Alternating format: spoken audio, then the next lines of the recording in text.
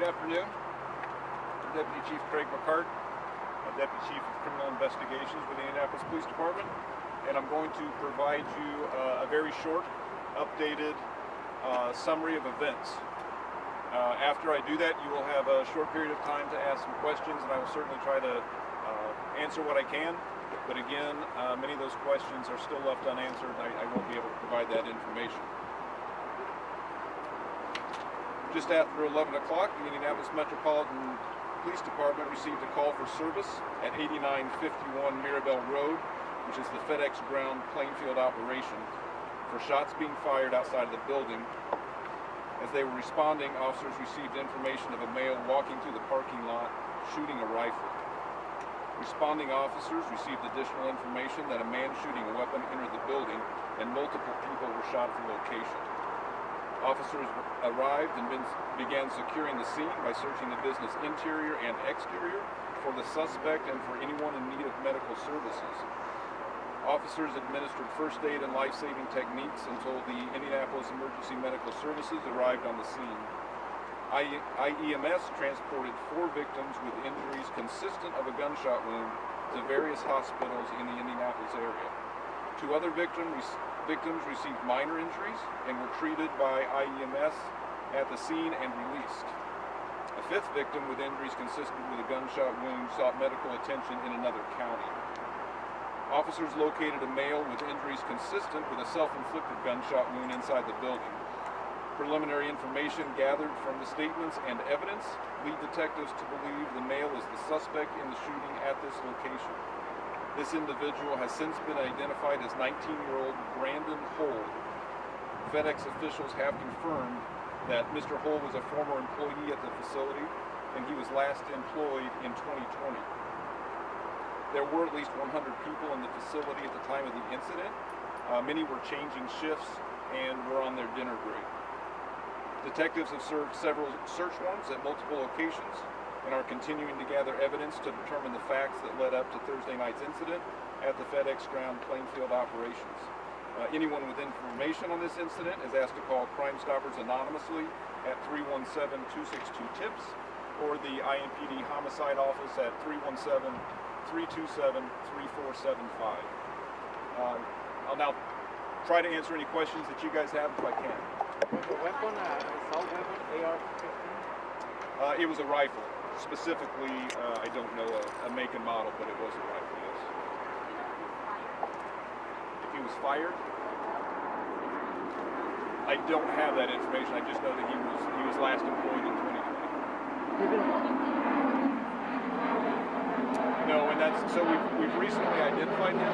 So now the work really begins trying to establish some of that and see if we can figure out some sort of motive in this, but we don't have that right now. How many Can you tell us about whether or not he was on IMPD or FBI's radar?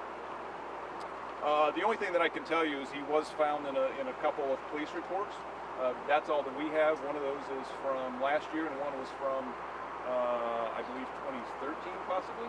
Was one March 3rd, 2020. Was it guns used at a residence he was associated with on March 3rd? That's what was in the 2020 report. That's correct. Did his girlfriend work here? I have no information on that. Are you able to elaborate on the report? Excuse me? Are you able to elaborate on the report? I honestly don't have a lot of information on that report. I know a gun was seized in the one from last year, but that's all the information that I have on those right How many now. search warrants total are you executing? I couldn't answer that. We have a couple locations. We have a vehicle. We certainly have. We may have electronic devices if we seize those, but we will seek search warrants on. And in this prior, on CNN, there is a indication that there was an investigation open early on. That a family member had contacted police here and FBI. There was an investigation open and eventually closed.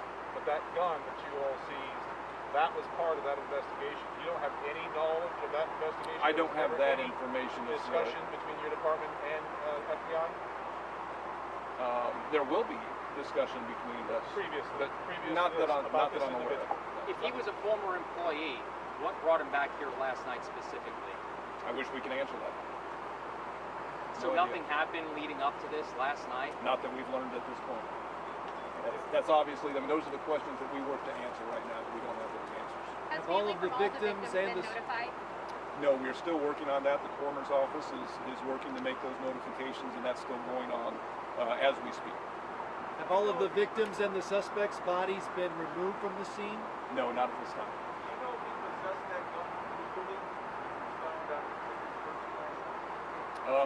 I don't yet. I don't believe that's the case, but I don't know that for sure. I don't believe that. That's And not legally because he wasn't legally. I don't know, at this point I don't know that it was illegally possessed. You don't know if it's illegally. Correct. To clarify, what did you seize from the home? I'm not going to get that information. And with regard to the victims, was there any characteristics that tied them together, whether race, religion, anything else? Not Gender? Not at this time, and we're still, like I said, we're still identifying victims, so we still don't have all that information. After everyone is identified, then we'll certainly start working to see if there is anything that ties them together, ties them to the suspect, anything like that. What kind of police background do you have? The report that I'm familiar with is from last year. I know a gun was seized from him and a report approximately. Do you know if the suspect had any relationship with anyone inside the FedEx facility? Girlfriend, family member, anything? No, we don't have any information indicating that right now. No information as to why he was terminated? I don't know that he was terminated. Do you know when he last worked here in 2020? Do you have anything more specific? I don't have exactly when that is. I believe it was in the fall of 2020, but I don't know that for certain. Did any of your witnesses indicate to you that he said anything as he was going about doing this? Not that I'm aware of, no. The gun that was seized in the March report, was that returned to him? What was the status of that? We're still looking into that. And you're speaking to his family, his parents, Sure. mom, Absolutely. and there's nothing you could share from that? No, we're certainly not going to share our conversations with his family. I don't think that would be appropriate on many levels, but no, we're not going to share that. Take us through the investigation if you can. What happens here now, sir?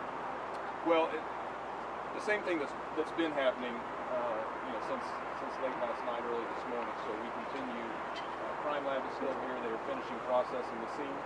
They're working closely with the coroner's office. We're to the point now where we're identifying victims, making notifications to the family, and then hopefully we will wrap up the processing of this crime scene here very shortly, and be done at least with this portion of the investigation. Are all the victims' families been identified yet, or is that still going on? That's still going on as we speak. Thank you.